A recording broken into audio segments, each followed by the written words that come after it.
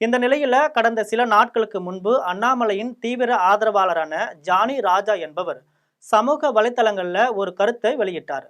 திருவேற்காட்டை சேர்ந்த இவரு சமூக வலைத்தளங்கள எடப்பாடி பழனிசாமி மற்றும் நயினார் நாகேந்திரன் ஆகியோரால பாரதிய ஜனதா கட்சி பலவீனம் அடைந்து விட்டதாக தெரிவிச்சிருக்காரு. இது மட்டும் அல்லாம கட்சி மிகவும் பலவீனமாகிவிட்டது என்றும், கடந்த 3 வருடமாக கடுமையான உழைப்பு போட்டு அதிரடி அரசியல் செய்து கட்சியை வளர்த்த தலைவர் அண்ணாமலை தலைவர் பதவியிலிருந்து எதிர்பாராமல் மாற்றிவிட்டார்கள். இதனால ஆதரவாளர்கள் அதிருப்தி அடைந்துள்ளனர், கோபத்திலும் இருக்கிறார்கள்னு பதிவிட்டிருக்காரு. இது மட்டுமல்லாம நயினார் நாகேந்திரன் மீது ஏராளமான குற்றச்சாட்டுகளையும் அவர் தெரிவிச்சிருக்கார். எந்த எதிர்பார்ப்பும் இல்லாம பாரதிய ஜனதா கட்சி தொண்டர்கள் மிக கடுமையாக உழைத்து வராங்க.